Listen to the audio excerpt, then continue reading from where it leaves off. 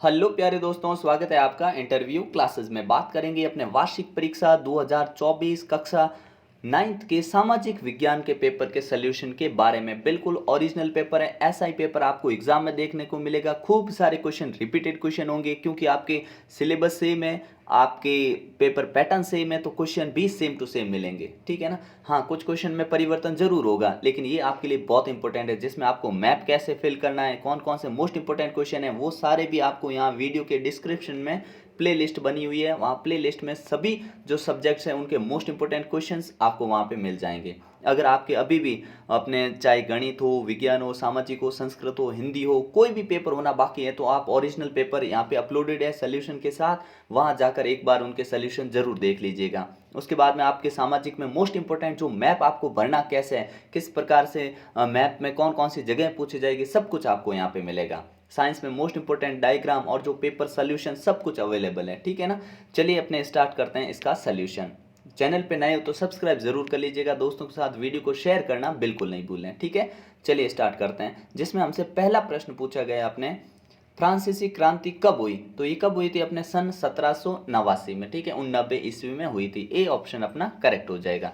अगला क्वेश्चन देखते हैं, मित्र राष्ट्रों में सम्मिलित देश नहीं है, तो देखिए मित्र राष्ट्रों में सम्मिलित है इंग्लैंड, सम्मिलित है अमेरिका, फ्रांस सम्मिलित है, लेकिन जर्मनी है ये दूरी राष्ट्र था, ठीक है ना, तो ये नहीं था सम्मिलित, ठीक है। डी ऑप्शन अपना करेक्ट हो जाएगा। अगला क्वेश्चन देखते हैं, थार मरुस्थल भारत में किस राज्य में स्थित है, तो ये राजस्थान में 60% है जो थार मरुस्थल, वो राजस्थान का जो दोरो वाला इलाका है वो रेगिस्तान कहलाता है, वो 60% राजस्थान, बाकी गुजरात में भी है, ठीक है ना, तो अपने राजस्थान इसका ऑप्शन करेक्ट हो जाएगा। अगला क्वेश्चन देखते हैं, निम्नलिखित में से कौन सी लवणीय जल वाली झील है, तो कौन सी झील है जो लवणीय जल वाली है, तो हम बोलेंगे सांबर झील है, जो जयपुर में है, ठीक है ना, सांबर झील। अगला है, भारत में सबसे अधिक जनसंख्या वाला राज्य कौन सा है, तो ये राज्य है अपना उत्तर प्रदेश, ठीक है ना, सी ऑप्शन हो जाएगा करेक्ट। नेक्स्ट क्वेश्चन है अपना, जनता का शासन किस प्रकार के शासन व्यवस्था में होता है, तो जनता का शासन होता है लोकतंत्र में, ठीक है ना, कहाँ होता है, लोकतंत्र, डेमोक्रेसी में। नेक्स्ट क्वेश्चन है अपना, निम्नलिखित में से कौन राजनीतिक कार्यपालिका का हिस्सा होता है, तो राजनीतिक कार्यपालिका का हिस्सा गृह मंत्री होता है, ऑप्शन अपने बी करेक्ट हो जाएगा, ठीक है। हरित क्रांति की विशेषता है, कौन सी विशेषता है, कि HIV बीजों का उपयोग, या फिर रासायनिक उर्वरक का उपयोग, कीटनाशकों का उपयोग, या उपरोक्त सभी, तो डी ऑप्शन करेक्ट हो जाएगा, ठीक है। खनन क्रिया को किस क्षेत्र में शामिल किया गया है, तो खनन क्रिया को किया गया अपने प्राथमिक क्षेत्र में शामिल, ठीक है ना। और क्या आता है इसमें, और प्राथमिक क्षेत्र में अपने आ जाता है कृषि, आ जाता है मछली पालन, आ जाते हैं प्राथमिक क्षेत्र में आते हैं, ठीक है। और तृतीय क्षेत्र में सेवा क्षेत्र आता है, चाहे स्कूल हो, ये ऐसे जो बड़े बड़े इंस्टीट्यूट हो, बैंक हो, ये तृतीय क्षेत्र में आते हैं। और द्वितीय क्षेत्र में विनिर्माण कार्य, कहने का मतलब बिल्डिंगें बनाना, ये वगैरह चीजें होती है ना, वो आते हैं, ठीक है। अगला क्वेश्चन है अपना, कि अंत्योदय अन्न योजना का लक्षित समूह कौन सा, मतलब किसको टारगेट करके ये अपने योजना बनाई गई है, तो ये बनाई गई है निर्धनों में सबसे निर्धन, सी ऑप्शन करेक्ट हो जाएगा इसका, ठीक है। अगला क्वेश्चन देखते हैं अपने, प्रथम विश्व युद्ध में मित्र राष्ट्रों के खेमे में शामिल राष्ट्र था, जो मित्र राष्ट्र के खेमों में शामिल था वो कौन था, जर्मनी, ठीक है ना। प्रथम विश्व युद्ध में मित्र राष्ट्र खेमों में शामिल राष्ट्र था, अच्छा, तो आप इन तीनों में से लिख सकते हैं, ठीक है ना, क्योंकि आपको मित्र राष्ट्रों खेमे में शामिल होने की बात है, तो यहाँ देखिए जो हमने अभी बात की थी, अगर मित्र राष्ट्रों में शामिल नहीं था तो जर्मनी होता, और शामिल इनमें से कोई भी आप एक ऑप्शन लिख सकते हैं, ठीक है ना। अगला क्वेश्चन देखते हैं अपने, नेक्स्ट है, गुमंतु खेती को श्रीलंका में किस नाम से जाना जाता है, तो श्रीलंका में इसको कहते हैं चैना, क्या कहते हैं, चैना, ठीक है ना, गुमंतु खेती को, ठीक है। अगला है, उत्तरी मैदान मृदा से बना होता है, तो उत्तरी मैदान में कौन सी मृदा है, जलोढ़, कौन सी है, जलोढ़ मृदा, ठीक है ना। अगला क्वेश्चन देखते हैं अपने, नेक्स्ट है, कि कर्क वृत्त के उत्तर में स्थित भाग को कटिबंध कहते हैं, कर्क रेखा के जो उत्तर में है उसको हम कहते हैं उष्ण कटिबंध, क्या कहते हैं, उष्ण कटिबंध, ठीक है ना, ध्यान रखना, उष्ण कटिबंध। अगला प्रश्न है अपने, नेक्स्ट है, कि को 28 वर्षों तक दक्षिण अफ्रीका की सबसे भयानक जेल रोबेन द्वीप में रखा गया, किसको 28 वर्षों तक जेल में रखा गया था, तो ये आप जानते हैं किसको, नेल्सन मंडेला, किसको, नेल्सन मंडेला को। नेल्सन मंडेला को, ठीक है ना। अगला क्वेश्चन देखते हैं अपने, नेक्स्ट है, भारत में लोकसभा विधानसभाओं के चुनाव प्रत्येक 5 वर्ष बाद होते हैं। बहुत इंपॉर्टेंट क्वेश्चन है, बार बार पूछा जाता है, ठीक है। भारतीय संविधान में मौलिक अधिकार है, तो अपने संविधान में 6 मौलिक अधिकार है। कितने हैं? 6 मौलिक अधिकार है, ठीक है। अगला क्वेश्चन देखते हैं, एक वर्ष में किसी भूमि पर एक से ज्यादा फसल पैदा करने को क्या कहते हैं? तो इसको हम कहते हैं बहुफसली। क्या कहते हैं? बहुफसली प्रणाली, ठीक है। यहां लिख देंगे बहुफसली प्रणाली, ठीक है। अगला प्रश्न देखते हैं अपना, नगरीय क्षेत्रों में अधिकांशतः बेरोजगारी है। नगरीय क्षेत्रों में कैसी बेरोजगारी होती है? यहाँ पर मुख्यतः शिक्षित बेरोजगारी होती है। क्या होती है? शिक्षित बेरोजगारी, ठीक है। अगला क्वेश्चन है, स्वर्ण जयंती ग्राम स्वरोजगार योजना का आरंभ कब हुआ था? 1999 में किया गया था, ठीक है। अगला प्रश्न है अपना कि युद्धों से जंगल क्यों प्रभावित हो रहे हैं? कोई इसके 2 कारण बताइए। बड़ा सिंपल सा कारण है, क्या? अगर युद्ध होंगे, आप सुनते रहिएगा इनका आंसर बड़े ध्यान से, ठीक है ना। युद्ध होने पर लकड़ी की मांग बढ़ जाती है, जिससे वनों को काटा जाता है। पहला कारण हो गया, 2 ही लिखने अपने को। दूसरा देखिए, युद्ध के समय बमबारी जब भी होती है तो जो वन होते हैं वो आग की भेंट चढ़ जाते हैं, ठीक है, इसलिए भी जंगल प्रभावित होते हैं, ठीक है। और बहुत सारे ऐसे सैनिकों के लिए जब यहाँ वहाँ ट्रैवल करते हैं एक जगह, तो उनके उपयोग में पेड़ों से काटी हुई लकड़ी का ही उपयोग किया जाता है। इस प्रकार आप 2 लिख सकते हैं, ठीक है ना। अगला क्वेश्चन क्या पूछा है, भारत के कर्क रेखा, किन किन राज्यों से कर्क रेखा गुजरती है, उनके नाम बताइए। चलिए नाम बताते हैं। ये जो अपने कर्क रेखा है ये 8 राज्यों से गुजरती है। कितने? 8 राज्यों से, जिसमें गुजरात, राजस्थान, मध्य प्रदेश, छत्तीसगढ़, झारखंड, पश्चिम बंगाल और त्रिपुरा व मिजोरम, ठीक है ना। इनसे गुजरती 8 से, ठीक है। तो ये ध्यान रखना आपको, ठीक है। कौन कौन से? क्या आप कहेंगे गुजरात, राजस्थान, मध्य प्रदेश, छत्तीसगढ़, झारखंड, पश्चिम बंगाल, त्रिपुरा और मिजोरम, ठीक है ना। अगला क्वेश्चन देखते हैं अपने, नेक्स्ट प्रश्न है, अरावली और विंध्याचल की पहाड़ियों में कौन सा पठार स्थित है? तो यहाँ पे कौन सा पठार स्थित है? मालवा का पठार,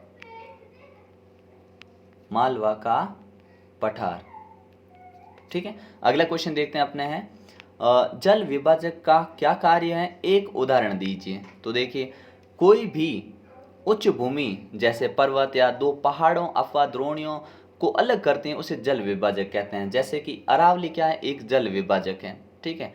तो ये आप उदाहरण लिख सकते हैं। क्या करता है कि पहाड़ी एक ऐसा अपवाह क्षेत्र होता है जो कि अपने 2 श्रेणियों को अलग करता है, 2 अपवाह क्षेत्र को अलग करता है, उसे हम जल विभाजक कहा जाता है, ठीक है। उदाहरणतः सिंधु लिख सकते हैं हम, क्या? सिंधु व गंगा नदी के अपवाह के बीच में जल विभाजक है, ठीक है ना, इस प्रकार से। अगला क्वेश्चन है अपना, किन पवनों के कारण मालाबार तट पर वर्षा होती है? तो लिखेंगे दक्षिणी पश्चिमी मानसून की अरब सागर शाखा के कारण, ठीक है ना। मानसून कौन सा है? मानसून होगा अपना दक्षिणी पश्चिमी मानसून, ठीक है। इसकी वजह से अरब सागर शाखा के कारण, कौन सी? अरब सागर शाखा, ठीक है ना, उसके कारण अपने यहाँ पे बारिश होती है। अगला है कि जनसंख्या वृद्धि के प्रमुख घटक कौन कौन से? नाम लिखिए। तो देखिए, जनसंख्या वृद्धि के प्रमुख घटक, एक तो पहला कारण हम ये लिख देंगे कि लगातार जन्म दर बढ़ रही है लेकिन मृत्यु दर कम है। एक तो ये जनसंख्या वृद्धि का घटक हो गया, ठीक है। दूसरा क्या होता है? मृत्यु दर में कमी, हम सीधे ऐसे लिखेंगे मृत्यु दर में कमी, ठीक है ना, और जन्म दर में बढ़ोतरी, और प्रवासन, तीसरा लिख देंगे प्रवासन। ये मुख्य कारण होते हैं इसके, ठीक है ना। अगला देखते हैं, क्योंकि अगर विदेशों से आकर भी कोई भारत में रहेगा तो क्षेत्रफल उतना ही रहेगा, लेकिन जनसंख्या लगातार बढ़ रही है, ठीक है। और प्रति 1000 व्यक्तियों पे जो मृत्यु होने वाले लोग हैं उनकी संख्या भी कम हो रही है, लेकिन प्रति 1000 पे जन्म लेने वाले लोग हैं उनकी संख्या लगातार बढ़ रही है। इसके कारण जनसंख्या है वो लगातार बढ़ रही है, ठीक है। अगला प्रश्न देखते हैं, भारत में संसद के 2 सदन कौन कौन से हैं? तो एक सदन होता है अपना राज्यसभा और दूसरा अपने लोकसभा, ठीक है ना, ये ध्यान रखना, राज्यसभा और लोकसभा ये 2 सदन हैं, ठीक है। अगला क्वेश्चन है, अगर हमसे ये पूछ ले कि संसद के अंग कितने हैं, ये पूछ लिया जाए तो संसद के 3 अंग होते हैं, ठीक है। एक तो लोकसभा है, राज्यसभा है, तीसरा कौन है अपने? राष्ट्रपति, ठीक है ना। तो राष्ट्रपति, लोकसभा, राज्यसभा, ये ध्यान रखना, 3 अपने अंग है संसद के, फिर है धार्मिक स्वतंत्रता के अधिकार को संक्षेप में बताइए। सिंपल सा आंसर क्या इसका, धार्मिक स्वतंत्रता के अधिकार का मतलब ये होता है कि कोई भी व्यक्ति अपनी इच्छा से अपने मनपसंद धर्म को मान सकता है, उसके रीति रिवाज को मान सकता है और उसको अपने प्रचार प्रसार कर सकता है। ये धार्मिक स्वतंत्रता का अधिकार है, ठीक है। इसमें कोई भी हस्तक्षेप नहीं कर सकता। अगला क्वेश्चन है, मानव पूंजी से आपका क्या अभिप्राय है। तो मानव पूंजी क्या होते हैं, मानव पूंजी का मतलब हुआ कि एक समय में किसी राष्ट्र में कौशल, क्षमता या शिक्षा, ज्ञान के भंडार को हम कहते हैं मानव पूंजी। अगर कोई व्यक्ति अगर कौशल है, हुनरमंद है, कौशल रखता है, किसी कार्य को करने की क्षमता रखता है, तो उसे हम मानव पूंजी कहते हैं, ठीक है ना, ये ध्यान रखना। राशन कार्ड कितने प्रकार के होते हैं, तो राशन कार्ड अपने कितने प्रकार के बताए हुए अपने बुक में, 4 प्रकार के बताए हुए हैं, ठीक है ना। 4 कौन कौन से देखिए। पहला आपने बताया अंत्योदय, ठीक है ना, कौन सा, अंत्योदय। दूसरा कौन सा है, एपीएल। एपीएल का मतलब हो गया अबोव पॉवर्टी लाइन, ठीक है ना, गरीबी रेखा से ऊपर। एक होता है बीपीएल, बिलो पॉवर्टी लाइन, यानी गरीबी रेखा से नीचे। और एक होता है सफेद कार्ड, ठीक है ना, सफेद कार्ड, ठीक है, ये ध्यान रखना है, ठीक है। अगला क्वेश्चन देखते हैं अपने। 18वीं सदी में फ्रांसीसी समाज कितने स्टेट में बटा हुआ था। तो इस समय फ्रांसीसी जो स्टेट था ना, समाज था ना, वो कितने में, 3 स्टेट में बटा हुआ था। कितने, 3, 1 2 3। कौन कौन से थे, इसको बोला जाता था प्रथम स्टेट।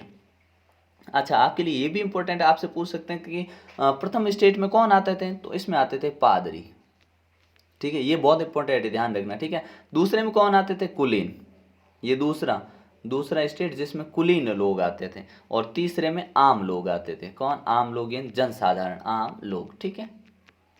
अगला देखते हैं। और ये जो आम लोग थे ना, ये टैक्स चुकाया करते थे इनको, ऊपर वालों को, दोनों को, ठीक है ना, ये ध्यान रखना, ठीक है। अगला क्वेश्चन देखते हैं अपने।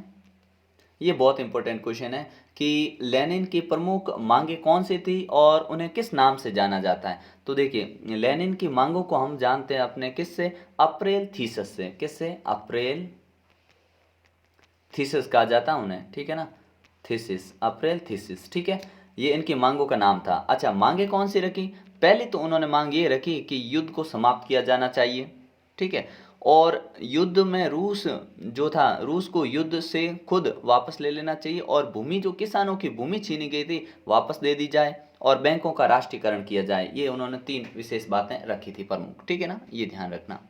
अगला देखते हैं अपने क्वेश्चन। वाइमर गणराज्य की कोई 2 समस्याएं बताइए। वाइमर गणराज्य की 2 समस्याएं क्या थी कि पहला तो इनके संविधान में कुछ कमियां थी, ठीक है, जिसके कारण क्या होता था, हमेशा तानाशाही का खतरा बना रहता था, ठीक है। परमाणु संधियां में इनके कुछ समस्याएं थी, गठबंधन बना करता था, लेकिन चुनावी होने के कारण नॉर्मल रूप से हर चीज़ लागू नहीं हो पाती थी, ठीक है। आर्थिक स्थिति इनकी खराब थी, ये समस्याएं थी। जीवन मंडल निचय से क्या अभिप्राय है, इसके कोई 2 उदाहरण दीजिए। तो देखिए, जीवन मंडल निचय क्या होता है कि उन बहुउद्देशीय संरक्षित क्षेत्रों में जहाँ पर पादप और जीव मंडल को प्राकृतिक पर्यावरण में सुरक्षित रखा जाता है, उसे हम जीव मंडल निचय कहते हैं। इसके उदाहरण हम दे सकते हैं, जैसे नंदा देवी हो गया, ठीक है, नंदा देवी, ठीक है, नंदा देवी हो गया आपने, और नीलगिरी हो गया।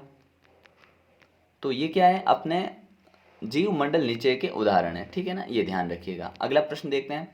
लोकतंत्र की कोई 3 विशेषता बताइए। तो लोकतंत्र की तो सारी विशेषताएं ही हैं। क्या बता सकते हैं हम कि यहाँ पे बोलने की, लोकतंत्र है इसलिए बोलने की आज़ादी है, बोलने की स्वतंत्रता, ठीक है। दूसरा चुनाव में खड़े होने की और चुनाव में हिस्सा लेने की और मनपसंद व्यक्ति को अपना मतदान देने की स्वतंत्रता है, ठीक है। और सभी को समानता की स्वतंत्रता है, अपने हक से, या कह सकते हैं कि अपने मनपसंद व्यवसाय करने की स्वतंत्रता है, मतलब आप कितनी भी लिख सकते हो इसमें तो, ठीक है। अगला क्वेश्चन देखते हैं। धर्मनिरपेक्षता को समझाइए, क्या होता है। धर्मनिरपेक्षता का मतलब ये हुआ कि कोई भी राष्ट्र धर्म के आधार पर किसी भी व्यक्ति के साथ भेदभाव नहीं करेगा, ठीक है, चाहे व्यक्ति का राजनीतिक, आर्थिक, सामाजिक, सांस्कृतिक या कैसा भी धर्म को पालन कर रहा है, कुछ भी मान रहा है, पैसे हो नहीं हो, गरीब हो, छोटा हो, बड़ा हो, सभी के लिए धर्म समान है। किसी भी धर्म को राज्य न तो प्रमोट करता है, न देश उसके लिए कुछ विशेष प्रावधान करता है। कहने का मतलब धर्म के लिए सभी लोग निष्पक्ष हैं, अपने हिसाब से मान सकते हैं, ठीक है ना। व्यक्तिगत मामला समझा गया है इसको। लोकसभा चुनाव के लिए हमारे देश में कितने निर्वाचक क्षेत्रों में बांटा हुआ है, स्पष्ट करिए। ठीक है, ये अब यहाँ से क्वेश्चन है, थोड़े बड़े बड़े हैं, इनके आंसर आपके अगर इंपॉर्टेंट क्वेश्चन चाहिए तो आप कमेंट सेक्शन में लिखिएगा। आपके लिए जो आपकी चारों बुक्स हैं उन सभी के मोस्ट इंपॉर्टेंट क्वेश्चन आपको यहाँ पे मिल जाएंगे। ठीक है, ये जो छोटे बड़े क्वेश्चन है 6-6 नंबर के, ये सारे क्वेश्चन आपको वहाँ पे मिल जाएंगे। ठीक है, और आपके लिए जो मैप है, जो आपके लिए दिक्कत अगर होती है इसमें, तो कमेंट सेक्शन में लिखिएगा। जल्दी आपको मैप में जो भी मोस्ट इंपॉर्टेंट लोकेशंस है ये सारी कैसे भरनी है, कौन कौन सी आपके एग्जाम में आएगी, वो भी आपको बता दिया जाएगा। ठीक है, तो इस हिसाब से आप अपनी तैयारी करते रहिए। कोई आपको समस्या आती है, डाउट आता है, तो आप कमेंट सेक्शन में बता सकते हैं। ठीक है, मिलते हैं नेक्स्ट पार्ट में, तब तक के लिए जय हिंद, जय भारत।